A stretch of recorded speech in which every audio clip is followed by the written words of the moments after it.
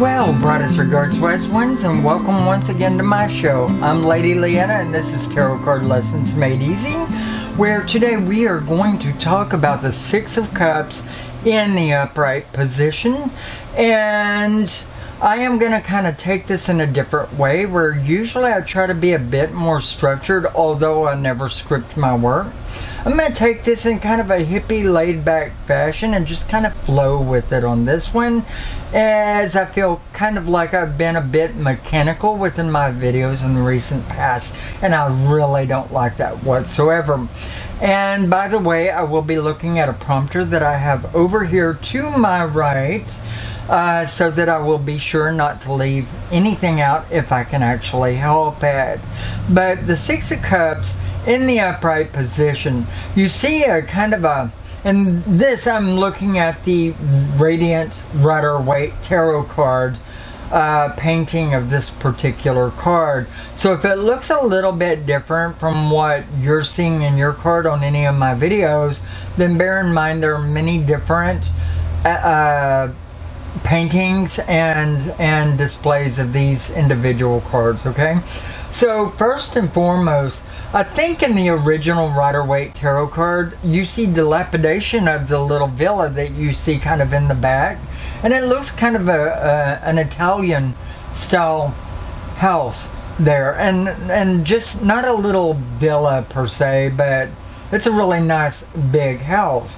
However, in the original Rider-Waite tarot deck, I believe you see this card with holes all in the roof, like if it's dilapidating, withering, and falling apart, with two kids that are standing out in a garden, which is kind of a plain looking field, but there's a garden. The thing is that everything is being grown in cups instead of in the ground or anything like that, and you have five-pointed white star-shaped flowers in each of the cups that are in the tarot card. Now, one of the cups is kind of on a pillar reaching to a height, but there's an axe on the front of it. Can have very significant meaning here if you really think about it. Now, you see somebody kind of walking away in the background, and it refers to somebody taking a path of their own that perhaps was on a path with you in the past, but now you're either taking your own path or walking away. It doesn't really matter which way you want to say it, it means the same thing. Now, the cups themselves refer to love, depth, emotion, reflection, and it could refer to subconscious and even superconscious whenever you think about it. Now, the kids themselves, one of them is of a larger size and the other one of a smaller, and the older one seems to be nurturing and being given to the one that is smaller, kind of being caring and loving and giving to that child that is smaller than them. So what can all of this mean?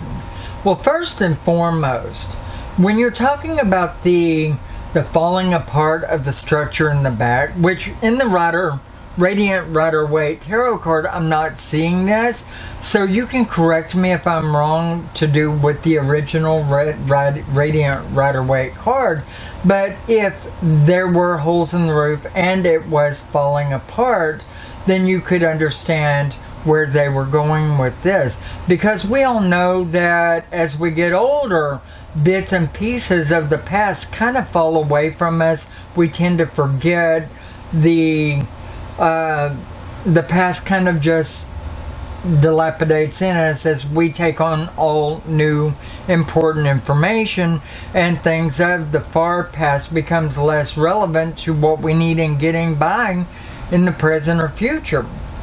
Nonetheless, you have people that are being given in the front and nurturing, and it doesn't have to refer to individual people. It could be one aspect of yourself being nurturing of another aspect of yourself who might be more vulnerable at the moment. Now, the White in the flowers would refer to purity and innocence, and it could refer to your far past when you were a child. And this would be very relevant to the older Rider-Waite meaning in the tarot cards. Now, the older Rider-Waite tarot card meaning is nostalgia, the past and the memories, looking back on childhood things which have vanished, can refer to an inheritance or gift but coming from the past, which would note that it's a gift or inheritance of not a monetary value so much as it would be of a nostalgic, loving value. Perhaps a wedding ring from your grandmother who you had a close bond with, where both your grandmother and your grandfather are now passed. So not of a monetary value, nothing of great wealth or riches, etc. Within the idea of the inheritance, gift, or whatever's being extended to you from the past. The nostalgia, when you look at the guy walking away in the past, and it refers to someone you may have walked a path with in the past. It may be talking about someone that you were close with at one time, but life pulls you in different directions. You had to walk your own personal path for a good while afterward, and now you're reflecting back on that person again in the now. Likewise, it could refer to that person reflecting on you likewise. However, the X that is on the column right behind the two kids in the card might refer to how one of you out of the two people that are reflecting, or that would be together in the past but are not now, how one of you might have burned those bridges because the X is cut off on two sides but not on the straight path of one, which may mean that you've totally put somebody off into the past and are no longer reflecting, or they are.